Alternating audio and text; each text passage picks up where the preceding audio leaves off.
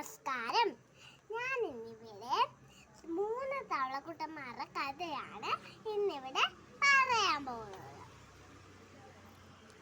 ഒരിടത്ത് ഒരു അമ്മ തവളയും ഒരച്ഛൻ തവളയും 3 മക്കളും ഉണ്ടായിരുന്നു.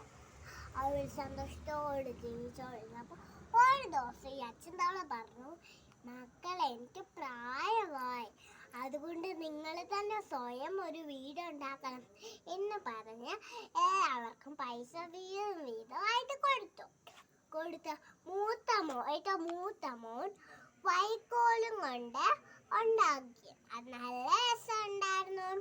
രണ്ടാമത്തെ മോൻ മണ്ണാങ്കട്ടയും കൊണ്ട് ഉണ്ടാക്കി. അതും നല്ല രസമുണ്ടായിരുന്നു. ഏറ്റവും ഇളയ മോന് കല്ലും വെച്ചും കയറും വെച്ചും എല്ലാം ഉണ്ടാക്കിയ, പക്ഷെ കാണാൻ ഭംഗിയൊന്നുമില്ലായിരുന്നു. അങ്ങനെ ഒരു ദിവസം ഈ അമ്മ തവളെ അച്ഛൻ തവളെ മക്കളുടെ വീട് കാണാൻ ചാടി മൂത്ത മോന്റെ വീട്ടിലെത്തി. മൂത്ത മോന്റെ വീട് അമ്മയ്ക്ക് ഭയങ്കര ഇഷ്ടപ്പെട്ടു. എന്നിട്ട് അവിടെ അവര് 2 ദിവസം നിന്നു.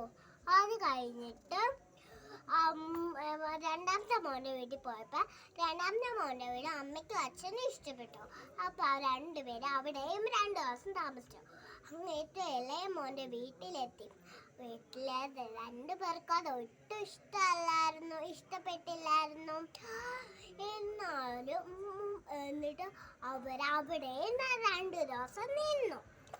എന്നിട്ട് അത് കഴിഞ്ഞ് അവർ പോയി. പിന്നെ 3 ദിവസം കാറ്റ് മഴയുമായിരുന്നു. അങ്ങനെ വന്നപ്പോൾ മൂത്ത മോൻ്റെ വൈക്കോല് കൊണ്ടുണ്ടാക്കിയ വീട് അതങ്ങ് കാറ്റി പറന്നു പോയി. കാറ്റി പറന്നു പോയപ്പോൾ അവൻ അവിടെ കരഞ്ഞിരുന്നു. ക്രോ ക്രോ എന്ന് കരഞ്ഞിരുന്നു. ഭയങ്കര തണുപ്പ് കണ്ടായിരുന്നു. അവൻ തണുപ്പത്ത് വിറച്ചിരുന്നു. രണ്ടാമത്തെ മോന് മഴ പെയ്തെല്ലാം പോയി. നമ്മുടെ രണ്ടാമത്തെ മോനും അവിടെ ക്രോ ക്രോ എന്ന് പറഞ്ഞുകൊണ്ട് കരഞ്ഞുകൊണ്ടിരുന്നു.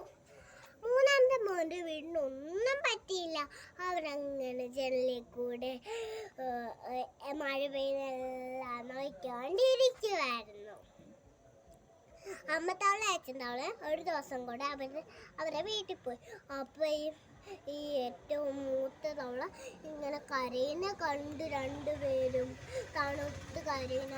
അപ്പോൾ അവർ ചോദിച്ചു, എന്തുവാ അമ്മേ, ഞാൻ മഴ ഭയങ്കര 3 ദിവസം ഭയങ്കര മഴയായിരുന്നു. അങ്ങനെ എൻ്റെ വീട് ആ കാറ്റി പറന്നു പോയമ്മേ എന്ന് പറഞ്ഞോണ്ട് കരഞ്ഞോണ്ടിരുന്നു.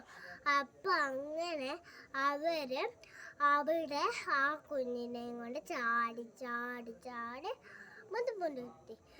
അതിൻ്റെ കുറച്ചും കൂടെ ഇളയ മോനെ ആ മോൻ്റെ വീട്ടിലെത്തി. അങ്ങനെ അവിടെ കരയുന്ന കണ്ടു. അതുകൊണ്ട് അവനെ ചാടി ഇളയ മോനെ വീട്ടിൽ പോയി. ഇളയ മോൻ്റെ വീട്ടിൽ പോയപ്പോൾ ഇളയ മോൻ്റെ വീട്ടിലൊന്നും സംഭവിച്ചില്ല. അവിടെ എല്ലാവരും താമസിച്ചു. ഇത് നമുക്ക് എന്തു മനസ്സിലാക്കാം? ഭംഗിയുടെ കാര്യം ഒന്നും നോക്കരുത്. അതിൽ നല്ല ഉറപ്പും നല്ല ശക്തിയും ഉള്ളതായിരിക്കാം. അതുകൊണ്ട് നിങ്ങൾ ഭംഗിയുടെ കാര്യം നോക്കല്. ഇത്രയും പറഞ്ഞുകൊണ്ട് എൻ്റെ ഈ കുഞ്ഞിക്കഥ അവസാനിക്കുന്നു. നന്ദി.